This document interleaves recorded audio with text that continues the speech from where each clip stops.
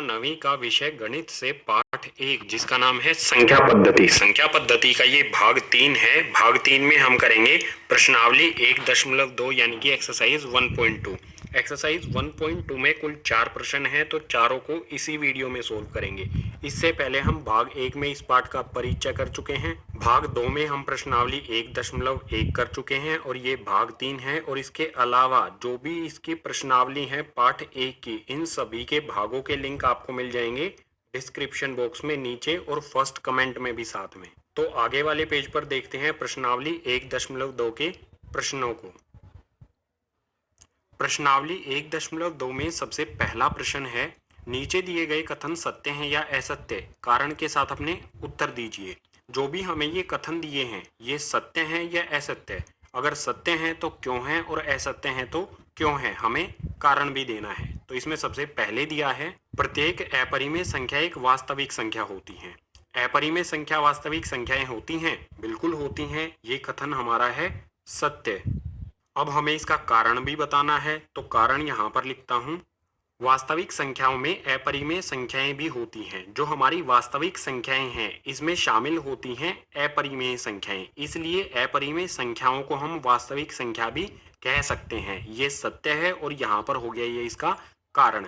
आते हैं दूसरे पर। दूसरे में दिया है, संख्या रेखा का प्रत्येक बिंदु वर्गमूल m यानी कि रूट m के रूप का होता है, जहां m एक प्राकृत संख्या है। तो ये होगा गाइस असत्य।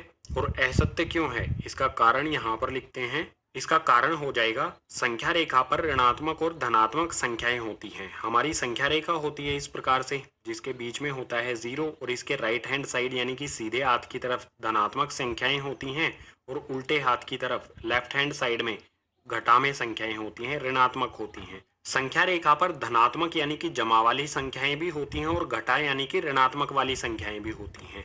इसीलिए प्रत्येक बिंदु पर एक वर्गमूल हो संभव नहीं है। माइनस यानी कि घटा में ये संख्या कभी भी वर्गमूल यानी कि रूट के अंदर नहीं होती है। तो इसी वजह से ये हो जाएगा हमारा दूसरे वाला असत्य। आते हैं तीसरे बिंदु पर। तीसरे में दिया है, प्रत्येक वास्तविक संख्या एक अपरिमेय संख्या होती है। पहले वाले में हमने ये तो समझ लिया था कि अपरिमेय वास्तविक संख्या होती हैं, लेकिन क्या सभी वास्तविक संख्याएं परिमेय हो सकती हैं? नहीं हो सकती। तो ये होगा असत्य।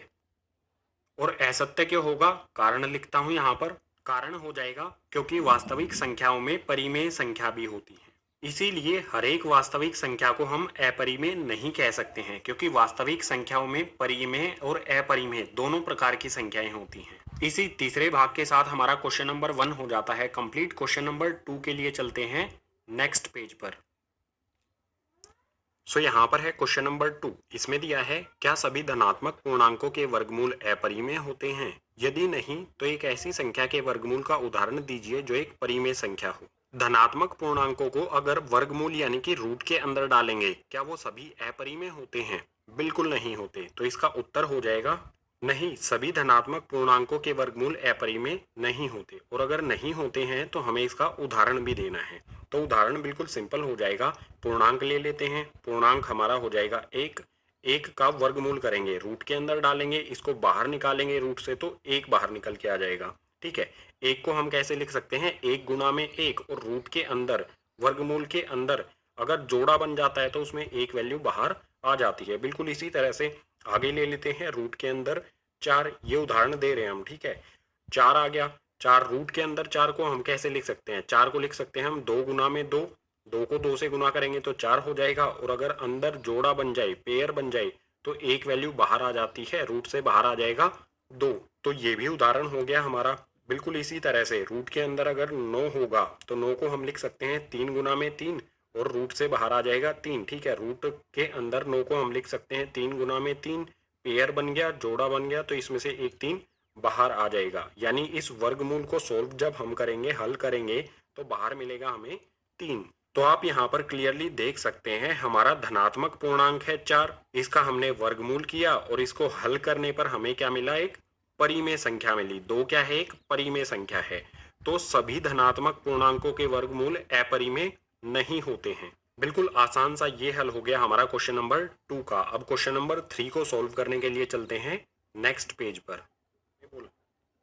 अब है क्वेश्चन नंबर 3। इसमें हमसे बोला है दिखाइए कि संख्या रेखा पर रूट 5 को किस प्रकार निरूपित किया जा सकता है। हमारी एक संख्या रेखा होती है इस तरह से 0, 1, 2, इसी तरह से घटा में 1 इस साइड में घटा में 2। इस संख्या रेखा पर हमें रूट 5 एक अपरिमेय संख्या को निरूपित करना है। तो सबसे पहले देख लेते हैं रूट 5 को संख्या रेखा पर किस तरह से निरूपित किया जाएगा।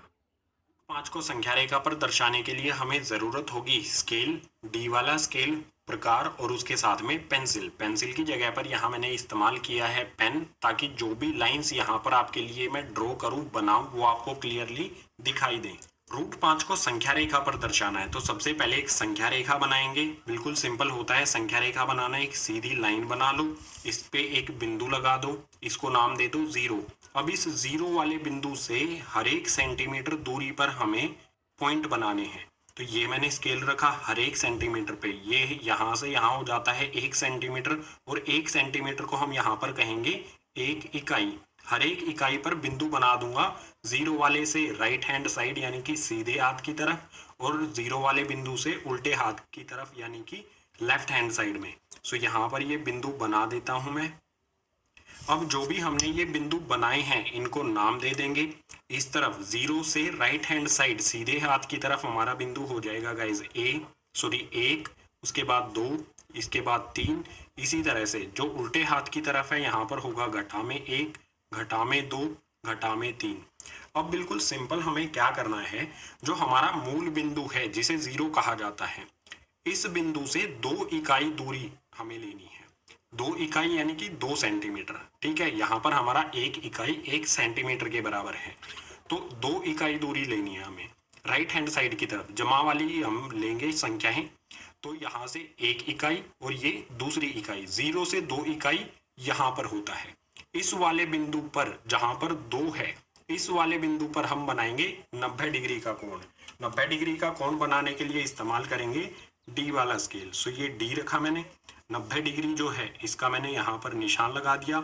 अब हमें ध्यान क्या रखना है, जो हमने ये 90 डिग्री वाला एंगल बनाना है इस बिंदु पर, इसको सिर्फ 1 इकाई ऊंचाई करनी है। इसकी 1 इकाई ही इसकी ऊंचाई हमें करनी है। यहाँ पर मैंने ये रखा सिर्फ 1 सेंटीमीटर, इसे आगे बढ़ाना है। तो ये यहाँ पर हो जाता है 1 सेंटीमीटर, ये हो गया।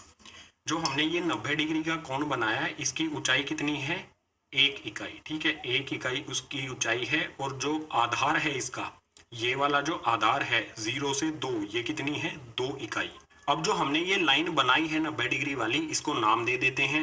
सो यहाँ पर सबसे पहले ये बिंदु हो गया हमारा ए, ये बिंदु हो जाएगा बी जिसपे हमने 90 डिग्री का कोण बनाया है, और जो ये है ये हो जाएगा हमारा बिंदु सी, ये वाला बिंदु हो गया सी। अब ए बिंदु और सी बिंदु को एक सीधी रेखा में हम जोड़ देंगे।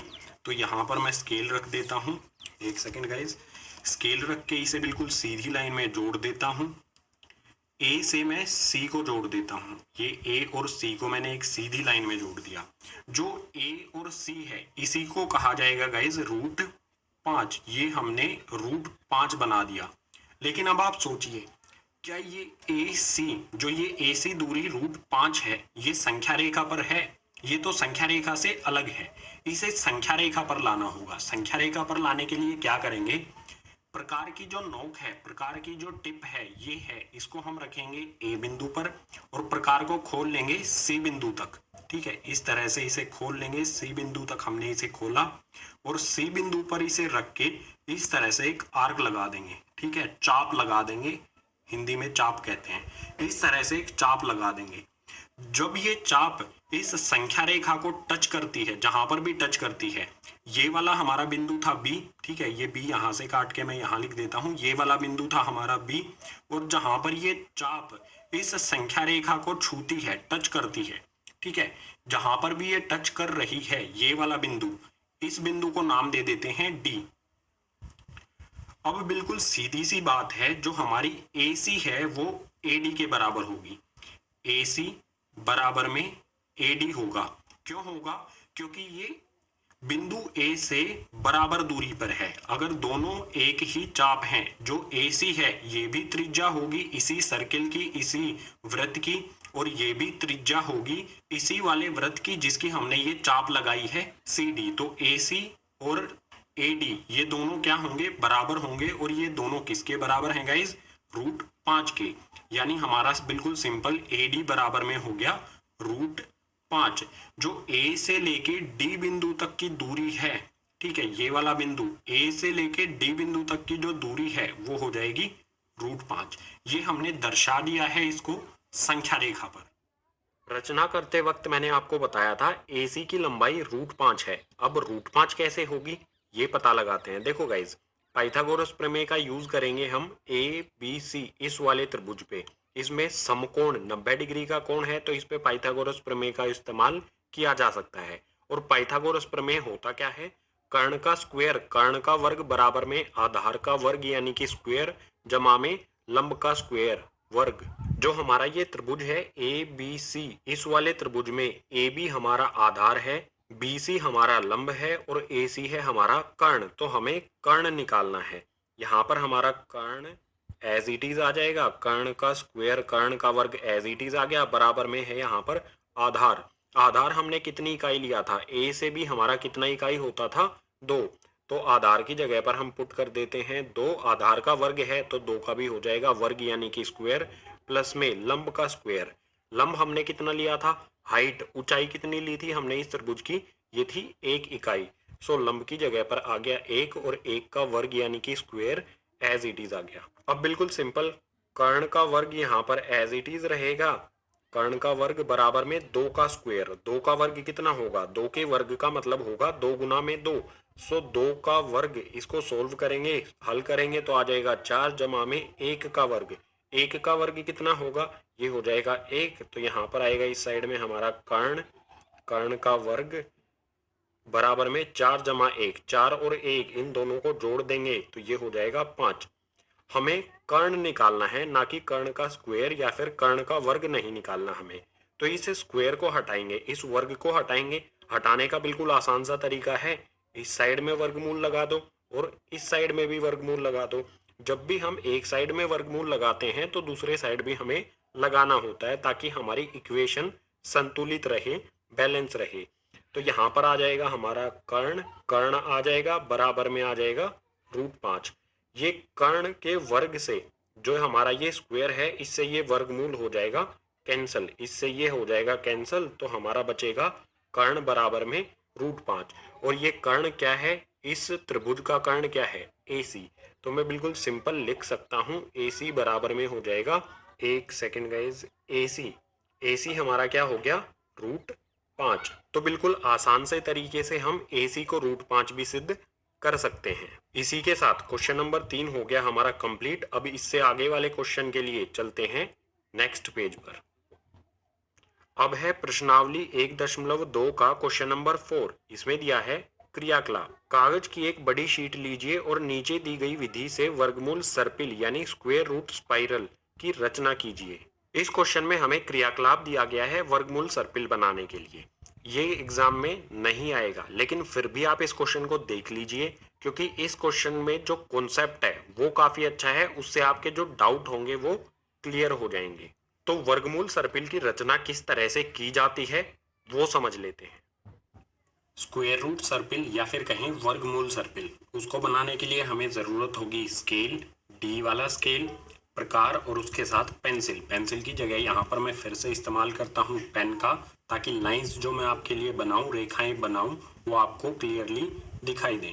वर्गमूल सर्पिल बनाने के लिए सबसे पहले हम एक रेखा ड्रॉ करेंगे। एक रेखा खींचेंगे 1 इकाई यानी कि 1 सेंटीमीटर। सो यहाँ पर ये है 6 से 7, 1 सेंटीमीटर हो जाता है, जिसे हम कहेंगे 1 इकाई। 1 इकाई मैंने यहाँ पर ये रेखा बना दी है।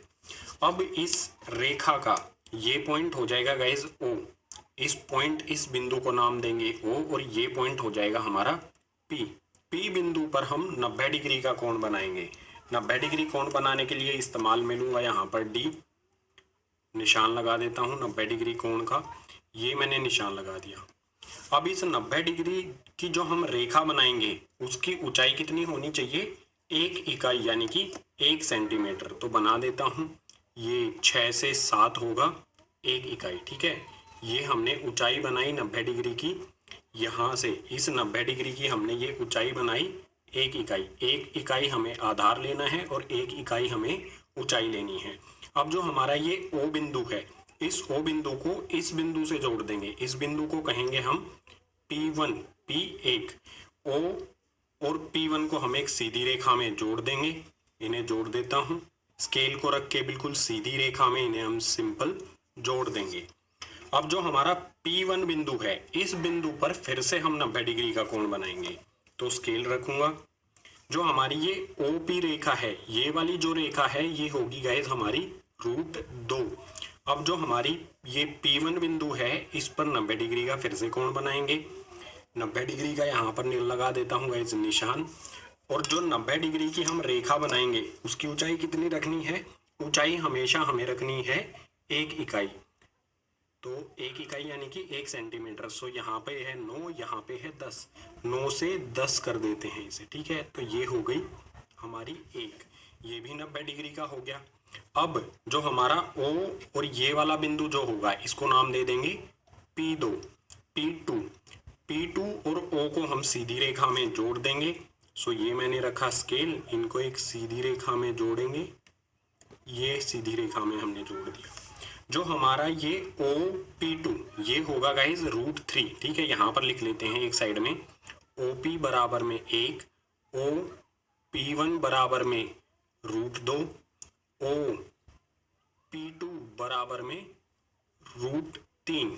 इसके बाद जो हमारा ये P2 बिंदु है, इस बिंदु पर हम फिर से 90 डिग्री का कोण बनाएंगे। उसके लिए यहाँ पर हम प्रकार D वाला स्केल रखेंगे। D वाले स्केल से यहाँ पर निशान लगा देता हूँ 90 डिग्री एंगल का। अब बिल्कुल सीधी रेखा में फिर से हमेशा हमें जो ऊंचाई रख करनी है वो हमेशा 1 इकाई करेंगे। सो इसे 1 इकाई ऊंचाई कर देते हैं इस एंगल की। ये हो गई 1 इकाई। इस बिंदु को नाम दे देंगे गाइज P3 और इसको अब जोड़ देंगे O से। यहाँ पर बिल्कुल सीधी रेखा में मैं इसे O से जोड़ देता हूँ। अब इस P3 बिंदु पर जो हमारा OP3, इस रेखा की लंबाई कितनी होगी? OP3 की लंबाई होगी गाइज √4 और √4 किसके बराबर होता है? 2 के। तो OP3 अगर हम इसकी लंबाई मापेंगे तो ये होगी गाइज 2 सेंटीमीटर या फिर कह सकते हैं 2 इकाई। आगे बिल्कुल इसी तरह से इसे बनाते रहेंगे। मैं जल्दी जल्दी से बना देता हूँ। जो हमारा P3 बिंदु है, इस पे 90 डिग्री का कोण बनाएंगे। 90 डिग्री का कोण बनाएंगे और 1 इकाई इसकी ऊंचाई हम कर देंगे। तो 1 इकाई ये ऊंचाई कर देते हैं। ये वाला बिंदु हो जाएगा हमारा P4 और इसको जोड़ देंगे हम O से। ये हमने O पे रखा पेन और P4 से इसे जोड़ दिया। बिल्कुल इसी तरह से जो हमारा OP4 है ये हो जाएगा √5। इसके बाद OP4 इस बिंदु पर 90 डिग्री का एंगल बनाएंगे। 90 डिग्री का एंगल बनाएंगे हम D वाले स्केल से। सो D वाला स्केल रखा, 90 डिग्री का मैंने यहाँ पर बनाया एंगल। इसकी भी ऊंचाई क्या करनी है? 1 इकाई कर देनी है। तो यहाँ पर ये रखा स्केल, 1 इकाई ये सर्पिल, 1 इकाई यहाँ से, 1 इकाई इसकी भी ऊंचाई करेंगे। ये हो गई 1 इकाई। इसके बाद इसे भी जोड़ देंगे हम बिंदु O से।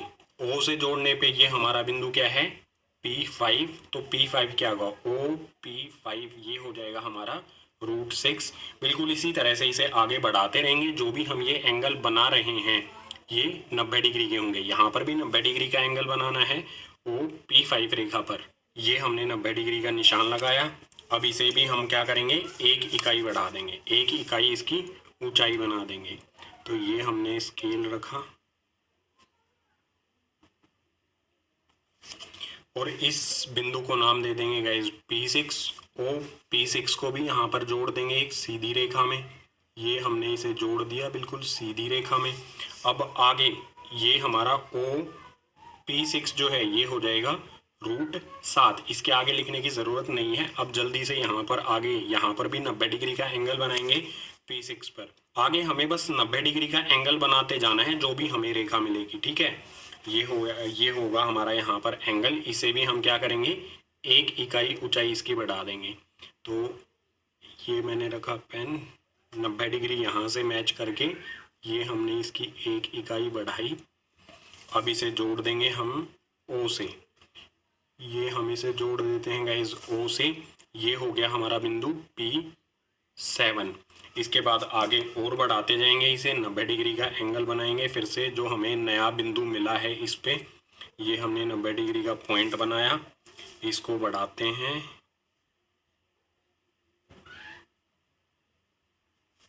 और इसको जोड़ देंगे फिर से हम इसी बिंदु O से। अब जो हमारा ये बिंदु है P8, इस पे हम फिर से 90 डिग्री का एंगल बनाएंगे। ये हमारा 90 डिग्री का एंगल बना। इस एंगल को 1 इकाई ऊंचाई बढ़ाएंगे, इस एंगल की 1 इकाई ऊंचाई बढ़ाएंगे। ये स्केल रखा, एंगल से यहाँ से हमने पॉइंट को मिलाया और इसे बढ़ा दिया 1 इकाई। फिर से जो हमारा O है और जो हमारा P9 बिंदु है, इसको एक सीधी रेखा में जोड़ेंगे।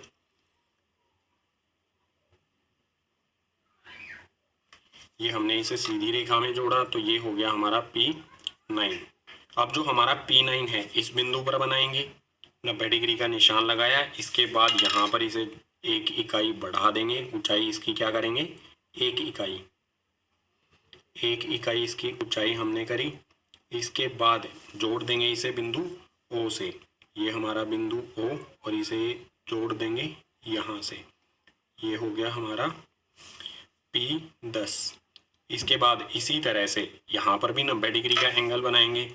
ये हमने रखा स्केल, निशान लगाया 90 डिग्री एंगल का। इसे 1 इकाई हमने ऊंचाई जो है एंगल की ये बढ़ाएंगे हम 1 इकाई।